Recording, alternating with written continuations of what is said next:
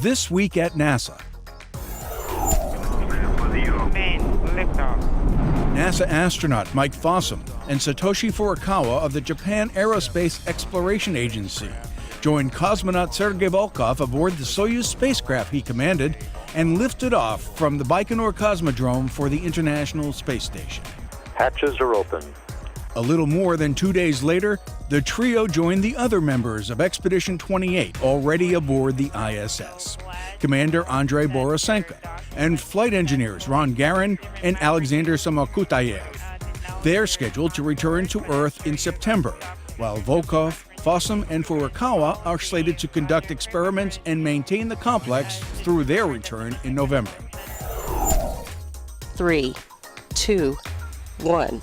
We have ignition and liftoff of Aquarius and the SAC-D Observatory on an international mission to study Earth's salty seas.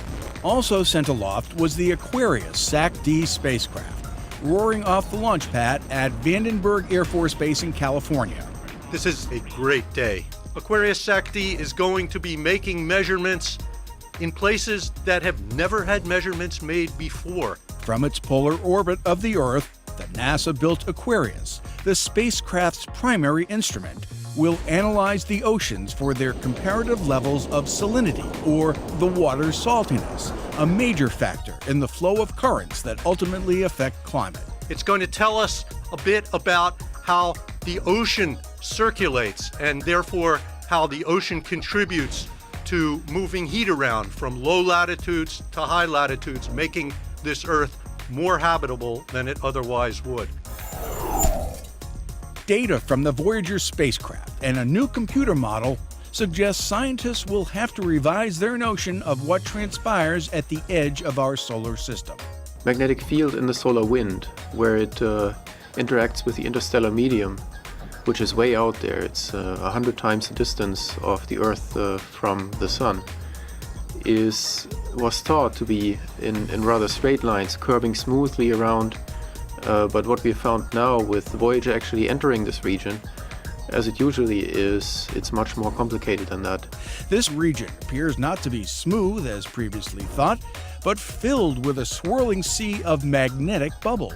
It was discovered by the two Voyager probes actually going into places where we've never been before, in combination with sophisticated high-end computer modeling that uses the existing information plus the new Voyager information to synthesize our new view that comes out of this. Comprehending the complexities of the outer edges of our solar system is crucial to understanding how cosmic rays are created and reach near-Earth space. Galactic cosmic rays are a key concern as they can have a major impact on human space travel. Launched in 1977, the Voyagers have traveled farther from Earth than any man-made object. With about a month to go till the July 8th launch date targeted for Space Shuttle Atlantis, its 4 crew members continue to prepare for STS-135, the final mission of the Space Shuttle program.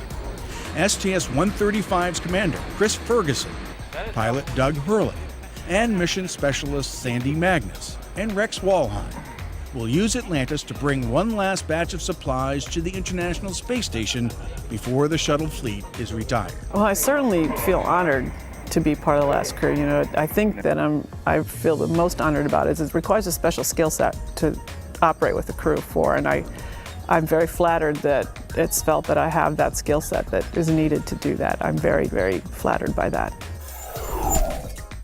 Those newly released images of a space shuttle docked to the International Space Station are the first taken from the perspective of a Russian Soyuz spacecraft. On May 23rd, European Space Agency astronaut Paolo Nespoli took the pictures and video of the ISS and Endeavour on STS-134. Nespoli, along with Russian cosmonaut Dmitry Kondratyev and NASA astronaut Katie Coleman, were aboard the Soyuz that had just undocked from the station and was about to carry them back to Earth. Once their vehicle was about 600 feet from the station, Mission Control Moscow, outside the Russian capital, commanded the orbiting laboratory to rotate 130 degrees to provide Nespoli with his unique views of the station and the vehicle that helped build it. The sun unleashed a medium-sized solar flare, a minor radiation storm, and a spectacular coronal mass ejection, a CME, from sunspot complex 1226-1227. The large cloud of particles mushroomed up and fell back down, looking as if it covered an area of almost half the surface of the sun. The Solar Dynamics Observatory, SDO, observed the flare's peak at 1:41 a.m. Eastern on June 7th. When viewed in the Solar and Heliospheric Observatories, or SOHO's coronagraphs, the event shows bright plasma and high-energy particles roaring from the sun.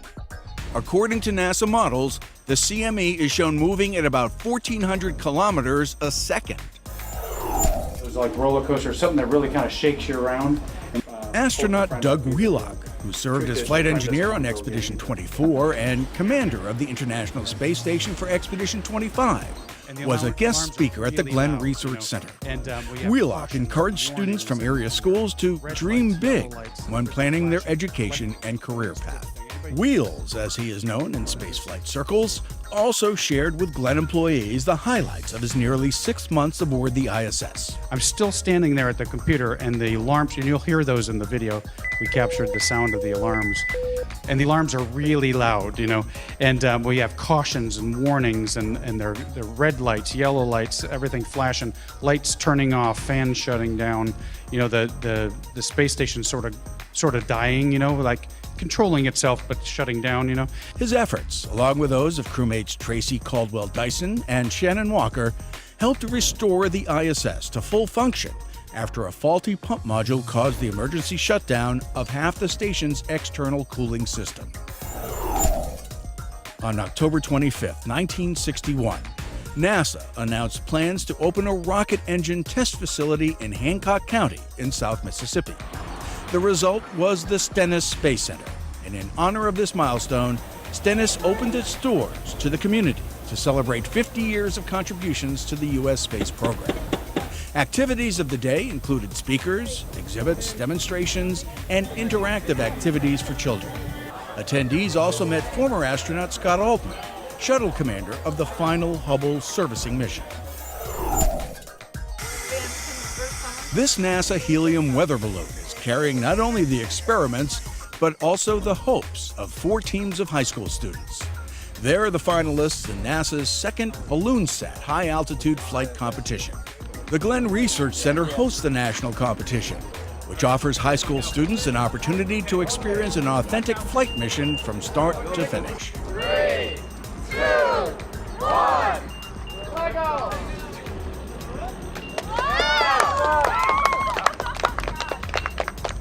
Released at Wyandotte County Airport in Upper Sandusky, Ohio, the balloon climbed to the stratosphere, a near-space environment 19 to 20 miles above sea level. The onboard experiments, designed by the teams from Virginia, New York, Arkansas, and North Carolina, investigate solar power, atmospheric gases, and growing food hydroponically in near-space conditions. Glenn scientists and engineers are evaluating each team's efforts and will post the name of the winning school on the BalloonSat website July 1st. The champs will receive an award at their school in the fall. And now, centerpieces. 1, 2, 3. Yummy Homearama! In a summer party fanfare, the Tidewater Builders Association of Virginia Beach, Virginia kicked off its spring Homearama showcase of homes. Featured was the Space Exploration House, constructed in cooperation with nearby Langley Research Center.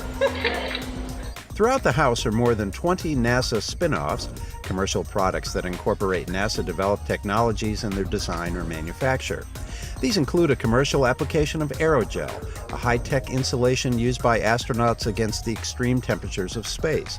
Other products and systems on display that have spun off from NASA research and development included light bulbs, cosmetics, clothing, footwear, aeroponic gardening, and baby food. I am a sponsor of NASA. I believe in it, and I just can't tell you how excited I am to have NASA participate. The Homearama spotlight on NASA was shared with former astronaut Susan Kilrain, who in 1997 piloted 2 space shuttle missions.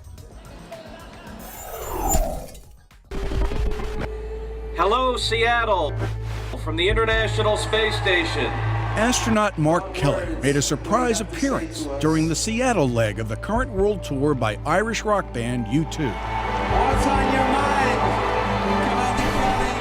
Before a crowd of thousands, lead singer Bono dedicated their award-winning hit, Beautiful Day, to Kelly's wife, Congresswoman Gabby Giffords, who was recovering from a gunshot wound, while Kelly enthusiastically greeted the crowd and sent a heartwarming message to his wife in a pre-recorded message from his time aboard the International Space Station during mission STS-134. Tell my wife I love her very much. She knows. Houston, we have no problem. U2 has worked with NASA and the International Space Station throughout their tour, having previously linked up with Belgian astronaut Frank De Vinne, NASA's Mike Barrett, Bob Thirsk of the Canadian Space Agency, Koichi Wakata of the Japan Aerospace Exploration Agency, and others. And that's This Week at NASA. For more on these and other stories, log on to www.nasa.gov.